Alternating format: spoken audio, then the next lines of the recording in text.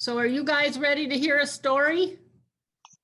Yes. We even have some sound effects. I have a helper with me to Oh, sound effects. We like those. Yeah. Yeah. We got all sorts. I had to scour the house for appropriate sound. Yeah. Okay.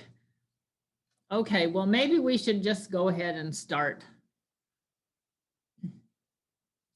So this is a story called Supriya's Bowl.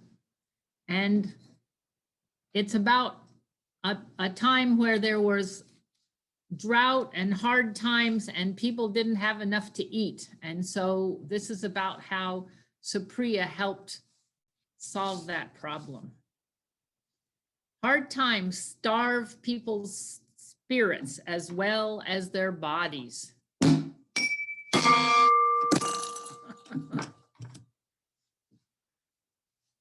So it was once when the Buddha lived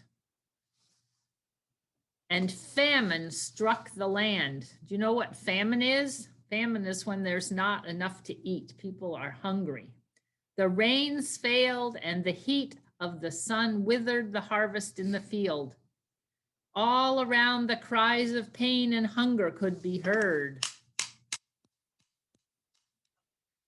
In the midst of this misery, some people grew greedy and selfish. The Buddha's followers came to him bringing stories of sadness and shame.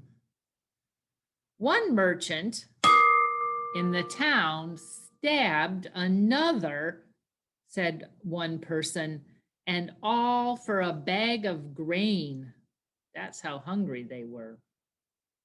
And I heard of someone who sold their last goat to buy some flour. And on their way home, they were attacked by robbers and the flour was stolen, said another.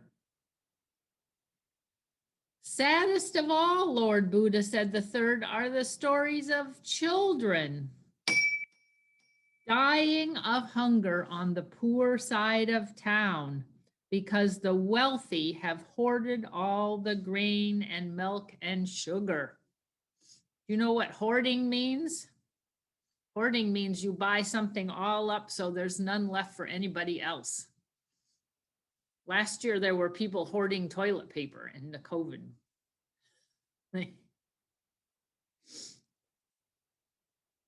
Call the people together, said the Buddha. Let's see what we can do to help.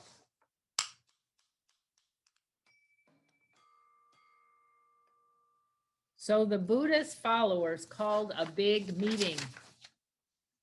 Hundreds of people came. Rich and poor, well-fed and starving. Out of respect for the Buddha, they came to hear his words. The Buddha said, citizens of this fair land, surely there is enough food in the storehouses of the wealthy to feed everyone. If the rich share what they have in the lean season, then you will all survive to enjoy the benefits of the next good harvest.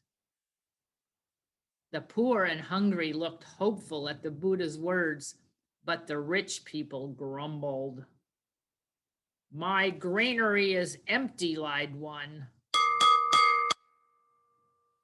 The poor are lazy. Let them work for me. Then they can use the money to buy the food I have stored, said another.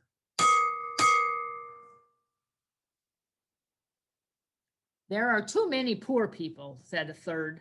Let them go somewhere else. The Buddha sighed. His eyes fell on the people with hearts of stone.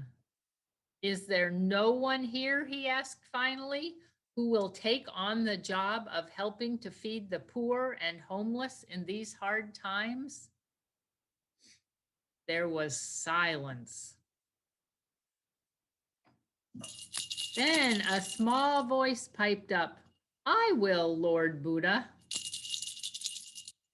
Out of the crowd stepped a child no more than 6 or 7, a merchant's child dressed in fine silk.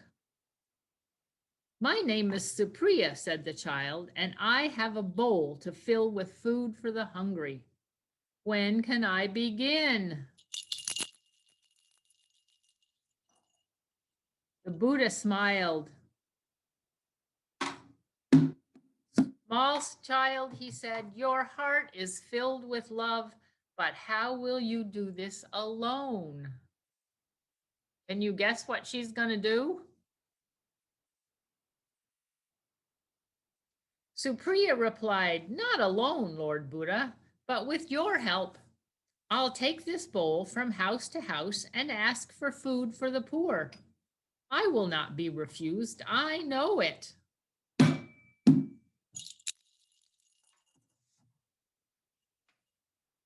Looking at the child with the earnest face and shining eyes, even the most selfish among those present grew ashamed. I have a little grain in my storehouse, mumbled one. I have some pickled mango from last summer's harvest, said another. My father was poor once. I am ashamed to have forgotten, said a third. Then Supriya took the bowl and went every day from house to house in the rich part of town. Wherever Supriya went, little by little, the bowl got filled.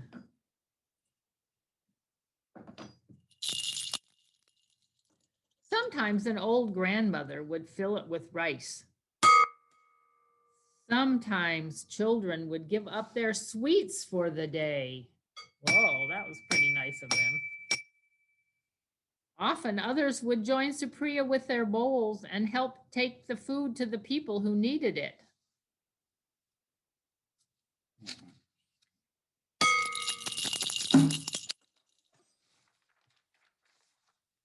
And sometimes, it is said, when Supriya was tired of walking, the young child would rest in the shade of the banyan tree.